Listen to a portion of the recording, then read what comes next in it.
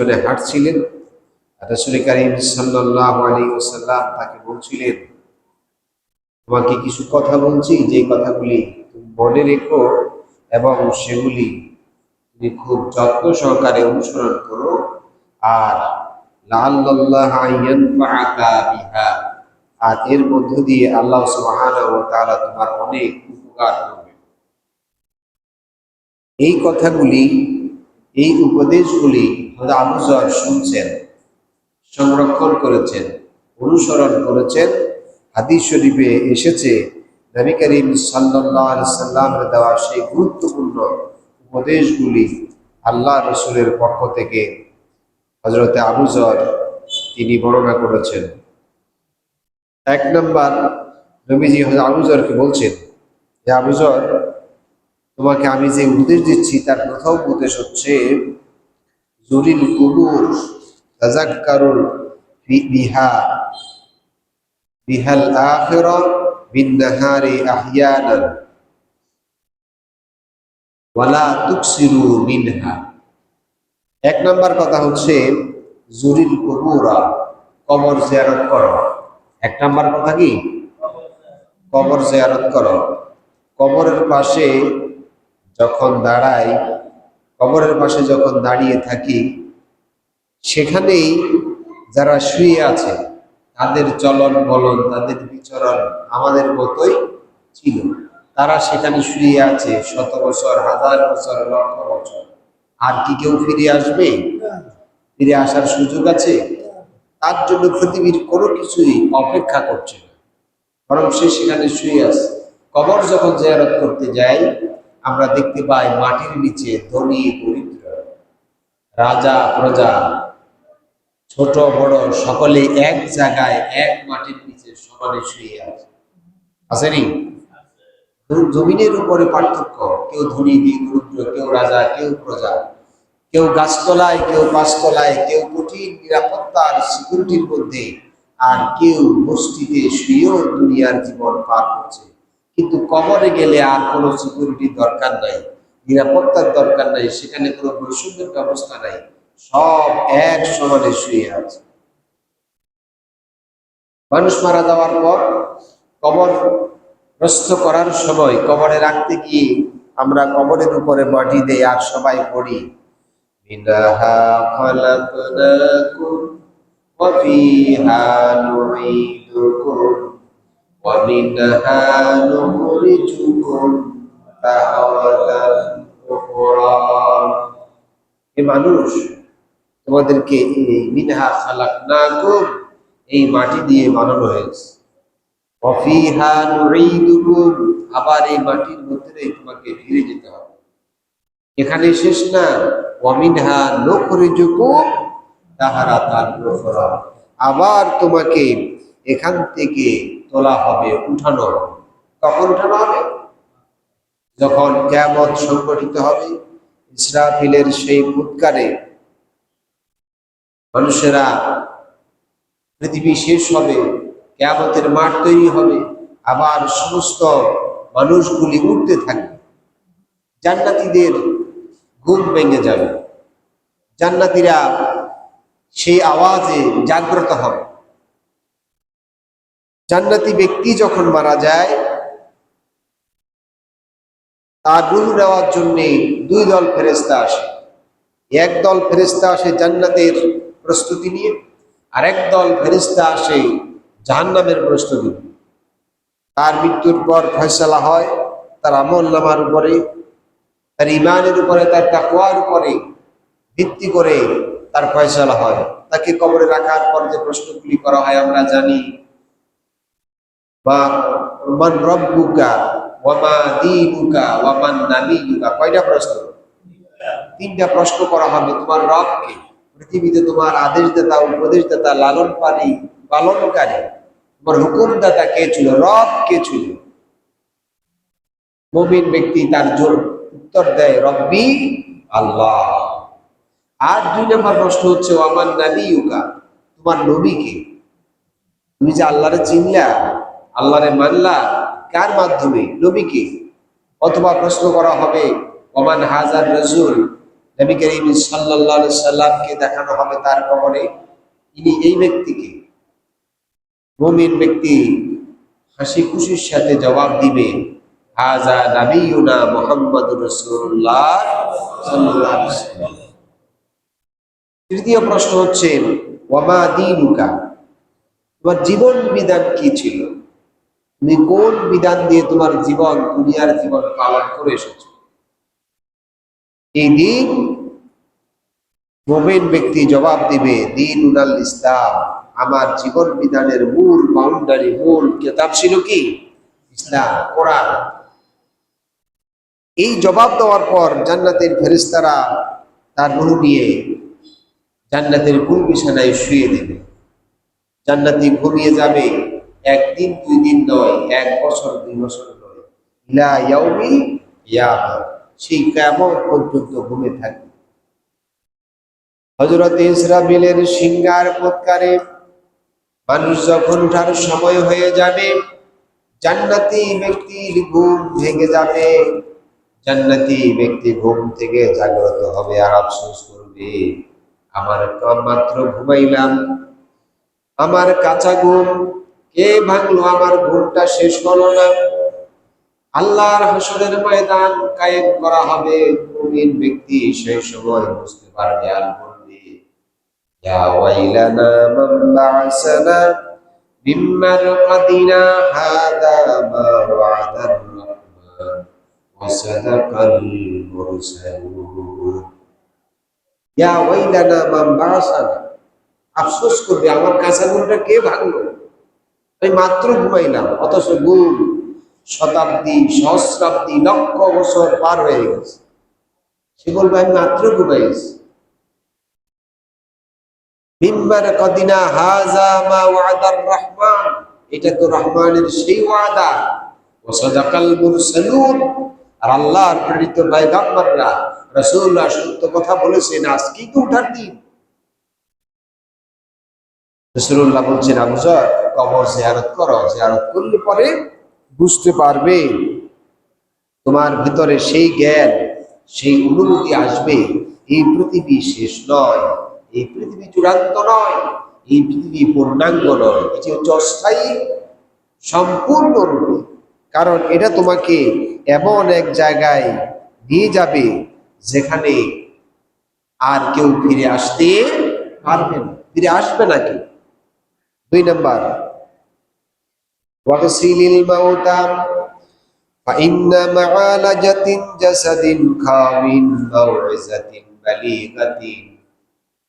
মৃত মানুষের গোসল দাও, মৃত লাশকে গোসল করাও, আর এর মধ্যে রয়েছে তোমার জন্য সবচাইতে বড় উপদেশ, মরা মানুষকে গোসল দেওয়া। রাসূলুল্লাহ বলছেন হযরত মুআজকে, এটা সবচাইতে বড় একটা কি উপদেশ। যেই লোকটার গর্জনে, যেই লোকটার হুঙ্কারে, যেই লোকটার চোখ রাগানিতে, কলমের খোঁচায় পৃথিবী উলট পালট হয়ে যায়, আজ তার গোসল করায় আর একজন, তার জামা কাপড় খুলে আরেকজন, পরায় আরেকজনে, কান্দে নাই কয়েকজন। আছে না এই দৃশ্য? এই জন্য এই মানুষগুলি, তার আপাদ মস্তকে সব কিছুই আছে, হাত পা, মাথা, মস্তক, রক্ত, মাংস সব কিছুই আছে, কিন্তু আগের মতো অর্জন নাই, হুঙ্কার নাই, লড়াচড়া নাই, চোখ রাঙানি নাই, হাত চলে না, পা চলে না, চলে আর কিছুই চলে না। আল্লাহ পাক বলেন, ইয়াসআলুনাকা আনির রূহি কুলির রূহু মিন আমরি রাব্বি। রাসূল, এই রূহ সম্পর্কে আপনাকে প্রশ্ন করা হবে, এই রূহ কি জিনিস? আপনি বলেন, রূহ আমার আল্লাহর হুকুম। আপনারা মানুষ মারা গেলে দেখবেন সব আছে, শরীরের অঙ্গ প্রত্যঙ্গ, রক্ত মাংস সবই আছে, নাই কি? এই রূহ চলে যাওয়ার পর এই বডিটাও সব, আর কিছুই চলবে না। আবু যরকে রাসূল বলছেন, এটা গোসল করাও, বুঝতে পারবে এর ভেতরে তোমার জন্য বড় উপদেশ রয়েছে। মৃত্যু চোখের সামনে অবলোকন করবে।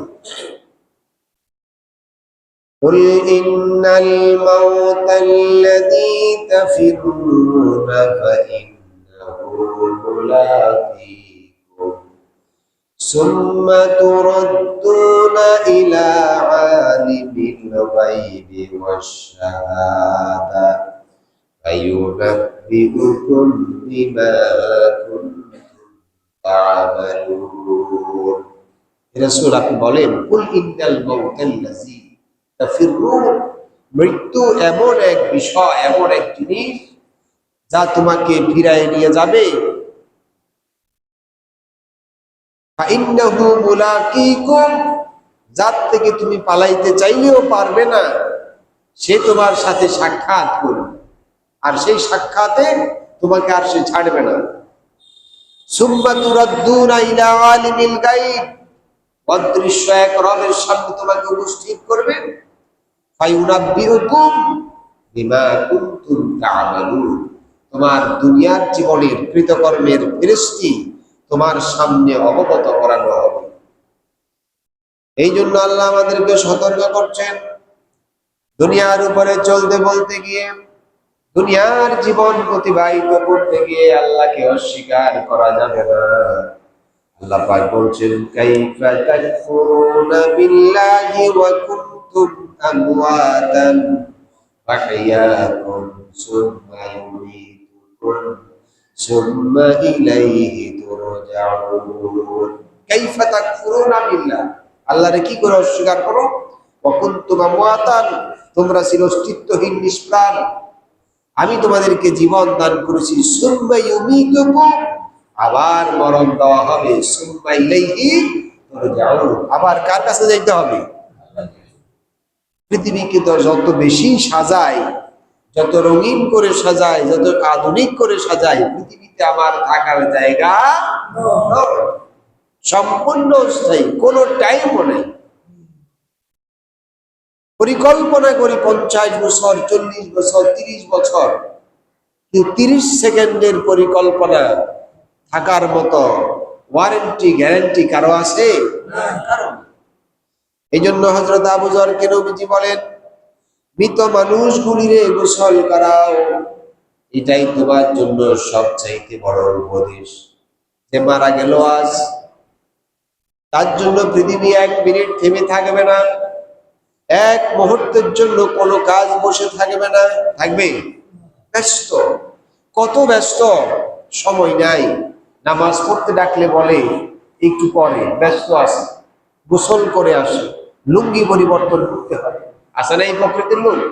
তার মানে কি লুঙ্গি নিয়ে হাঁটতেছে, আপনারা চিন্তা করছেন? লুঙ্গি পরিবর্তন করতে সময় নাই। আর যেদিন মারা যাবে তার জন্য কেউ অপেক্ষা করবে না, এত ব্যস্ত লোক, তার জন্য কার আরো প্রয়োজনীয়তা আটকে থাকে। জন্য পৃথিবীকে প্রাধান্য নয়, প্রাধান্য দিতে হবে আমার নিজেকে, দ্বীনকে, ঈমানকে প্রাধান্য দিতে হবে। তাহলে আমি প্রস্তুত হতে পারবো পরকালের জন্য। মারা যাওয়ার পর আমার গায়ের কাপড়টা খুলে ফেলা হবে, ফেলা হবে না? মারা যাওয়ার পর আমার জামাগুলি খুলে ফেলা হবে, আমার পরিধেয় সমস্ত প্রয়োজনীয় সব খুলে ফেলানো হবে, কিচ্ছু আমার সাথে যাবে না। যাবে? এক একটা জামা অনেক পয়সা দিয়ে কিনেছি, 5,000 6,000 টাকা জামা, এইটা আর গায়ে থাকবে না। বুঝে 100 টাকা 150 টাকার সাদা কাপড় জড়াই দেওয়া হবে। ভুল বলছি না শুদ্ধ বলছি? ভুল না ঠিক? সুন্দর করে সব করে ঘর বানাইলেন, যেই রাতে মারা যায় ওই রাতে ওই ঘরেও রাখে না, রাখে? উঠানে বের করে দেয়, বাড়ির সামনে গেটের সামনে ফালায় রাখে। যে খাটের উপরে মারা যায় ও খাটের উপরেও রাখে না, ও খাটের থেকে নামায় ফেলে। কথা বুঝেন না? তো কার জন্য করলেন এই খাট? এই ঘর কার জন্য? অন্যের। আমরা শুধু নিজেরা এমন গাড়িয়াল, শুধু টানি পরের মাল, নিজেরটার খবর নাই, অন্যেরটা নিয়েই টানাটানি। মারা যাওয়ার পর আপনার কিছু আর আপনার থাকবে না, আপনার সম্পদের মালিক হবে আরেকজন, ঘরের মালিক হবে আরেকজন। হযরত আলী রাদিয়াল্লাহু তাআলা আনহু কবরবাসীদেরকে দেখলে বলতেন, আমি সেই কথা আপনাদের বলেছি অনেকবার, তিনি কবরবাসীদেরকে দেখলে বলতেন, ইয়া আহলাল কুবুর দিয়ারুকুম সুকিনাত আমওয়ালুকুম কুসিমাত আওলাদুকুম হুররিমাত নিসাউকুম যুফরিজাত। এই কবরবাসীরা, তোমার ঘর তো আরেকজনে বসবাস করছে, অন্যের ঘর হয়ে গেছে। তোমার সন্তানরা তোমার সাথে সম্পর্ক ছিন্ন করেছে। তারপরে আমওয়ালুকুম কুসিমাত, তোমার সম্পদগুলি ভাগ হয়ে গেছে। আপনার স্বাক্ষর ছাড়া, আপনার চেকে আপনার ফিঙ্গার ছাড়া আপনার টাকাকে উঠাইতে পারবে? কথা কন, পারবে? পারবে না। কিন্তু আপনি মারা যাওয়ার পর কি আটকে থাকে সেটা? আরেকজনে কি হয়, মালিক হয়ে যায়, আটকে থাকতে পারবে না। আওলাদুকুম হুররিমাত, তোমার সন্তানরা তোমার সাথে সম্পর্ক ছিন্ন করেছে। আমরা মরার, পিতামাতা মারা গেলে সেখানে লিখে দিই পিতা মৃত, মাতা মৃত। জীবিত অবস্থায় কি কেউ লেখছে যে জীবিত? কথা বল না। কিন্তু মারা গেলে কি মানে সম্পর্ক ছিন্ন নাই। জীবিত অবস্থায় কেউ লেখে না পিতা জীবিত, এটা কেউ লেখে? কেউ লেখে। নিসাউকুম যুফরিজাত, তোমার প্রিয়তমা স্ত্রী সহধর্মিণী, সেও আরেকজন স্বামী গ্রহণ করবে, তার বিয়ে হয়ে যেতে পারে, হয় না এরকম? আপনার কি আছে বলে? এই জন্য হযরত আবু যরকে রাসূল উপদেশ দিচ্ছেন, দুনিয়ার উপরে যাই কিছু করো শেষ গন্তব্যটা ঠিক রাখো, কারণ তোমার শেষ গন্তব্য কিন্তু ওখানেই। ফুটবল খেলা আপনারা দেখছেন না? ফুটবল খেলেন তো, আর না খেললেও ইচ্ছা মতো দেখেন। রাতে 3টা বাজে হইলেও ঘুম নেই, এশারের নামাজও নাই, তারাবির নামাজও নাই, ফজরের নামাজও নাই, খেলা দেখতে হবে। কথা বোঝা যায়নি? এরকম বেপরোয়া দর্শক আছে না? এই ফুটবল খেলার ভেতরে দেখবেন বল মাঠের চতুর্দিকে ঘুরায়। খেলা কি এটা না, বল যে একটা জালের মধ্যে ঢুকাইতে হবে অন্যায় ভাবে, না লিগেল ওয়েতে? জালের মধ্যে আমরাও ঢুকতে হবে, কিন্তু লিগেল ওয়েতে ঢুকতে হবে। কথা বোঝা গেল? অন্যায় ভাবে ঢুকলে হবে না। এই গোল যেটাকে বলে, বল জালের মধ্যে ঢুকলে কি বলে? এই গোলের অর্থ কি? এটা কি টাকা না পয়সা, খানা না পানীয়, কি এটা? গোল, গোল, গোল অর্থ কি? কথা কয় হ্যাঁ, জিতা, গোল অর্থ হ্যাঁ, না না, গোল ইংরেজি শব্দ। গোল শব্দের বাংলা অর্থ হলো লক্ষ্যস্থল, গন্তব্য। টার্গেট করলেন, এই জায়গায় যাবেন, সেখানে গিয়ে পৌঁছলেন, এটা গোল হলো। আপনি লক্ষ্য ঠিক করে চলে গেলেন। কথা বুঝে গেল? মাঠের যেখানেই বল ঘুরাক, তার লক্ষ্য কিন্তু জালের ভেতরে। আমার কথা বুঝা যায়? আমরা দুনিয়ার জীবনে যে যাই করি রাইট ওয়েতে করতে হবে, আল্লাহ এবং তার রাসূলের নির্দেশ মতো। তাহলে আমাদের গোল, ডেস্টিনেশন ঠিক থাকবে।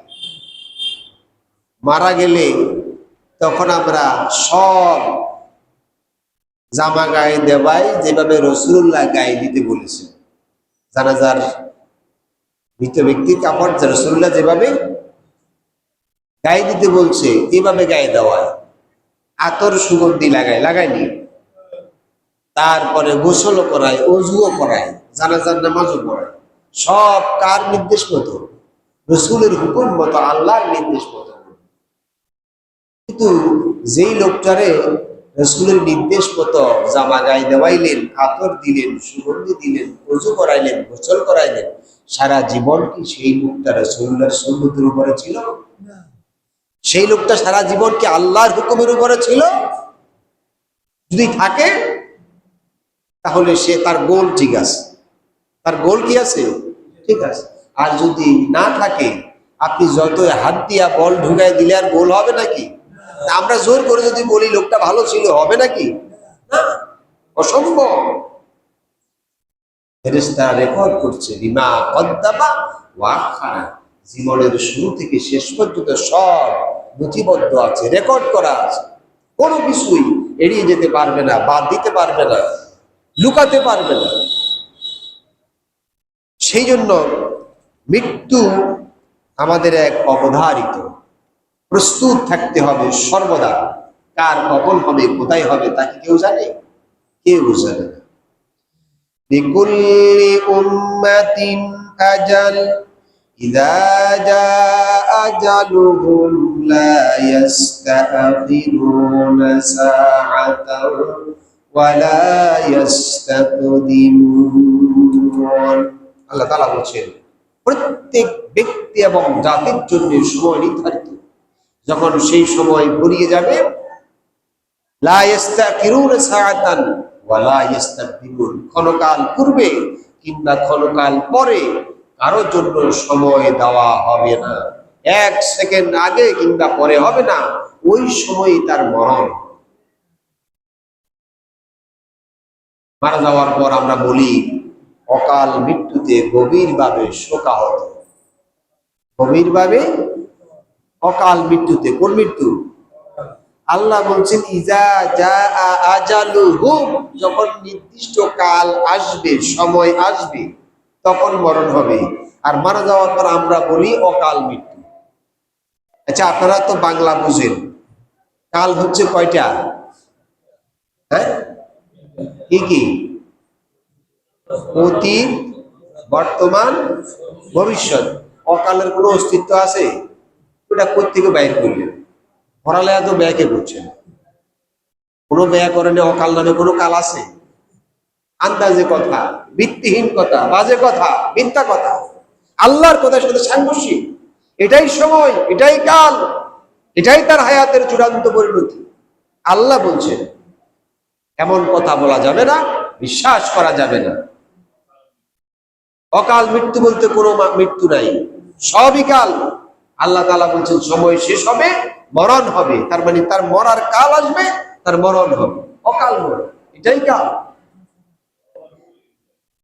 আল্লাহ সুবহানাহু ওয়া তাআলা তার নবী বলেন, এরপরে 3 নম্বর নসিহা হচ্ছে ওয়াসাল্লি আলাল জানাইস লাআল্লাকা যালিকা ইয়াহজুকা ক্বাবলাকা ফাইনাল হাজিন ফি জিল্লিল্লাহি তাআলা। জানাজায় উপস্থিত হও, জানাজায় শরীক হও। যদি জানাজায় শরীক হও, অংশগ্রহণ করো, এই অংশগ্রহণ মৃত ব্যক্তির জানাজায় তোমার অন্তরটাকে ভাবুক বাড়াবে, চিন্তিত করবে, ভাবনায় ফেলবে। কি ভাবনা? আমারও তো এই রাস্তায় যাইতে হবে, আপনাদের যাইতে হবে না? কার কাজ যাইতে হবে না? সবার যাইতে হবে। দেখবেন জানাজায় আসলে তখন আর কোনো অতিরিক্ত কথা থাকে না, অপ্রয়োজনীয় কথা থাকে না, সব ভালো ভালো কথা। সব খারাপ মানুষ তখন কি হয়ে যায়? ভালো হয়ে যায়। এরকম ভালো মানুষ পৃথিবীর থেকে বিদায় হয়ে গেল। এর আগে এত ভালো মানুষ আর কেউ দেখেনি, সব ভালো। এই মানুষগুলিকে দেখলে যে চিন্তা আসবে অন্তরের ভেতরে, সে অন্তরটা চিন্তিত হবে, চিন্তাশীলদের অন্তরের মতো হবে। অর্থাৎ সে ভাববে, তার ভাবনা আসবে যে আল্লাহ সুবহানাহু ওয়া তাআলা তার নিদর্শন, এই লোকটা আমার মতো, আমাদের মতোই ছিল, কিন্তু আজ তার অস্তিত্ব এই জগতে আর নাই।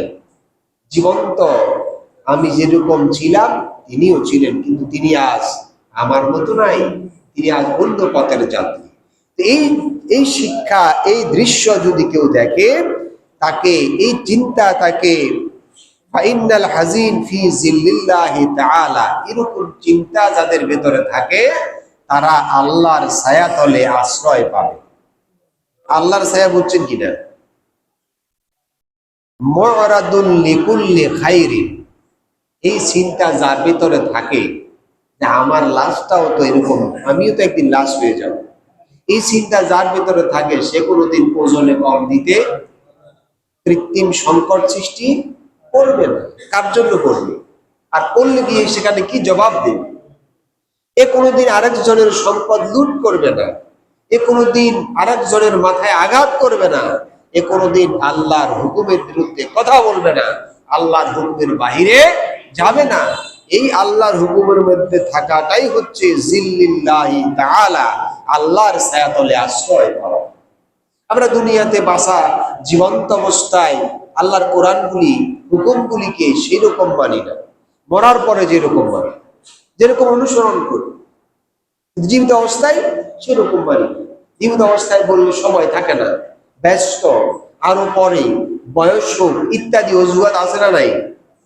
কিন্তু আসলে কি নিশ্চয়তা আছে কোন অজুহাতের? কোন নিশ্চয়তা নেই। নবী করিম সাল্লাল্লাহু আলাইহি সাল্লাম তার সাহাবীকে বলছেন এইভাবে কত জাতি কত সম্প্রদায় আল্লাহ মুহূর্তের মধ্যে ধ্বংস করে দিয়েছেন। আজকে যদি ইসলামী হুকুম মানতে বলি কেউ মানে না, বোরকা নিয়ে ক্রিটিসাইজ করে, আসে না এরকম ভদ্রলোক? বোরকাকে ওল্ড মডেল, মধ্যযুগীয় সভ্যতা বলে, দাড়িকে ইনসাল্ট করে, পাঞ্জাবিকে ক্রিটিসাইজ করে, টুপিকে ইনসাল্ট করে, আসেনি এরকম? আপনারা খুব ভালো করে চিন্তা করলে বুঝতে পারবেন, যখন করোনা ভাইরাস আসছিল তখন ডাক্তাররা বোরকা গায়ে দিছেনি? কথা কয় না? এটা কোন যুগীয় সভ্যতা? আমরা না বোরকার মধ্যযুগীয় সভ্যতা বলি, বিশ্বাস মানলাম। কিন্তু করোনার সময় 4-5টা মার্চ নারীরা তো ভরছে, পুরুষরাও কয়টা? 4-5টা, 3-4টা, একজনও 3-4টা ভরছে। বোরকা গায়ে দিছে, সাদা বোরকা গায়ে দিয়েছে নি আল্লাহ? তো ওটা কোন সভ্যতা? দুনিয়ার থেকে মৃত্যুর ভয়, আল্লাহর আযাবকে এতটুকু ভয় পাইলেন, অথচ কিয়ামতে জাহান্নামের আযাবকে ভয় পাইলেন না, বুঝলেন না, শিখলেন না। আল্লাহ সুবহানাহু ওয়া তাআলা আমাদের বোঝার তৌফিক দিন।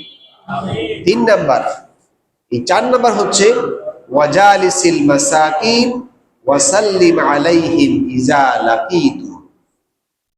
দরিদ্রদের সাথে উঠা বসা করা এবং তাদের সাথে সালাম বিনিময় করা, সাক্ষাৎ করা। দরিদ্রদের সাথে উঠা বসা করা, রাসূল কারীম সাল্লাল্লাহু আলাইহি ওয়াসাল্লাম বলেছেন আল্লাহর কাছে যে আল্লাহ কিয়ামতের দিন আমাকে দরিদ্রদের সাথে হাসর করায়। বুঝেন নাই? আমাকে দরিদ্রদের সাথে হাসর করায়। কারণ হচ্ছে কি, নবীজি যখন ইন্তেকাল করছেন শেষ মুহূর্তে, মৃত্যুর পূর্ব মুহূর্তে, তিনি বলছেন আমার ঘরে কিছু স্বর্ণ আছে। হযরত আয়েশাকে বলা হলো সেগুলি আমার কাছে আনো। রাসূলুল্লাহ সেগুলিও দান করে দিলেন। জাগতিক সম্পদ বলতে রাসূলুল্লাহর ঘরে আর কিছু ছিল না। হুজুর বললেন কিয়ামতে আল্লাহর দরবারে আমি এই অবস্থায় উঠতে চাই না যে রাসূলুল্লাহর ঘরে এক টুকরা স্বর্ণ ছিল, কোনো সম্পদ ছিল না। যারা দরিদ্র তাদের কিয়ামতে যে হিসাব হবে, যাদের সম্পদ আছে তাদের 500 বছর আগে দরিদ্রদের হিসাব শেষ হয়ে যাবে। আমার কথা বুঝছে কিনা? মাল কামান দুনিয়াতে যে চোর ডাকাতের ভয় আছে, হিসাব কিতাব মিলাইতে হয়, পরকালে কিন্তু মিলান লাগবে। ডান হাতে কামাই করছেন না বাম হাতে কামাই করছেন, যাকাত দরিদ্রদেরকে দিচ্ছেন আল্লাহর হুকুম মতো, ওই মালের সাথে যাকাতও খাইয়া ফেলছেন, এটা কিন্তু হিসাব দেওয়া লাগবে।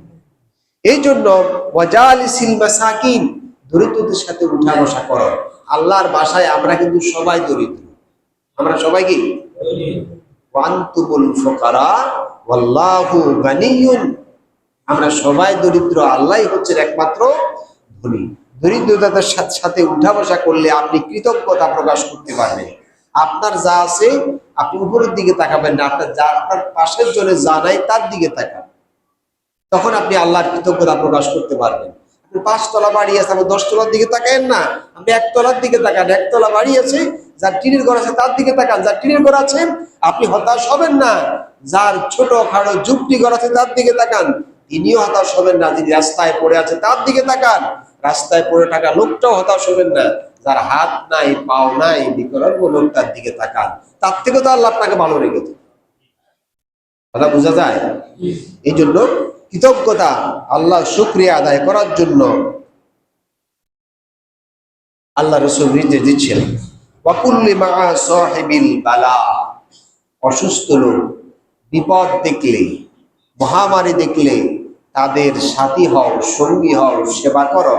মহামারী দেখলে পালাইও না, মহামারী দেখলে পালাইও না, বিপদ দেখলে পালিয়ে যেও না, বরং মানুষের কল্যাণে নিজেকে উপস্থিত করো। আমরা কিন্তু পালাই গেছি, পালাইছি না? সমানে পালাইছি আমরা। বাপ মারা গেছে, ছেলেরা লাশ নেয় নাই, মা মারা গেছে, মেয়েরা লাশ ধরে নাই, বাড়ির থেকে লোক পালিয়ে গেছে, এরকমের ঘটনাও ঘটেছে। মৃত্যুর এত বেশি আমরা ভয় পাইছি, কিন্তু মৃত্যুর হাত থেকে আমরা কি বাঁচতে পারবো? আমরা বাঁচতে পারবো না। সেই জন্য প্রস্তুত থাকতে হবে, প্রস্তুত নিতে হবে। আর প্রস্তুতি নেন আর না নেন, আপনি যতই রিল্যাক্সে থাকেন, যতই ডাক্তার দেখান, যতই চিকিৎসা বিজ্ঞানের সহযোগিতা নিয়ে দীর্ঘ সময় বাঁচার আকাঙ্ক্ষা তামান্না আপনি করেন, আজরাইল কিন্তু প্রস্তুত নিয়ে রাখছে। আমার কথা বোঝা যায় কিনা? আজরাইল কি করতেছে? তার প্রস্তুতি তার কাছে আছে। সে কিন্তু অপেক্ষা করছে না, সে অলস না, সে দীর্ঘ সময় বাঁচবে কি মরবে এই চিন্তা তার নাই। সে আল্লাহর হুকুমে অনবরত অপেক্ষমান। যেখানে আপনার সময় শেষ হবে, সেখানেই আপনার আলটিমেট শেষ হয়ে যাবে। আমার কথা বোঝা যায়? যদি টেলিকমিউনিকেশন মন্ত্রী তিনি কথা বলেন, তার মোবাইলের টাকা শেষ হয়ে গেলে কথা চলবে না। সফটওয়্যারের মন্ত্রী ছিনে, এমপি ছিনে। একবার আরো আগে এক জায়গায় পাত্রী দেখতে গেছেন, ঘটনাক্রমে যিনি পাত্রী দেখতে গেছেন তিনি বিদ্যুৎ অফিসের লোক। যাইয়া দেখে পাত্রী দেখবে এখন তো বিদ্যুৎ নেই, কালা সাদা সুন্দরের ব্যাপার আছে, তো এখন ফোন করছেন ঘর থেকে বেরিয়ে আসি, অমুক নাম অমুক সাইডে এই লাইনটা 20 মিনিটের জন্য অন করো। তারপরে লাইট অন করা হলো, ওনাদের উসিলা পুরা ওই লাইনে সবাই বিদ্যুৎ পাইল। কথা বুঝেন কিনা? তো এটা তো টেলিফোন করে করা হয়েছে। আজরাইলকে টেলিফোন করতে পারবেন যে আমার হায়াত শেষ হয়ে গেছে, আর একটু সময় বাড়াও? এটা চলে? এটা চলে না, এটা চলবে না। সেই জন্য যে যাই করেন, যাই বলেন, আল্লাহর ফেরেশতারা সব রেকর্ড করছে। আল্লাহর কাছে সব হিসাব দিতে হবে এবং সব কিছুর জবাব দিতে হবে। এই জন্য মৃত ব্যক্তি, জানাজা, এগুলি যখন আমরা অংশগ্রহণ করি, সেখানে আমাদের শেখা পরকাল সম্পর্কে চূড়ান্ত প্রস্তুতির এই পর্বে আমাদের সবচাইতে বড় প্রয়োজন দুনিয়াকে সৎভাবে গ্রহণ করা।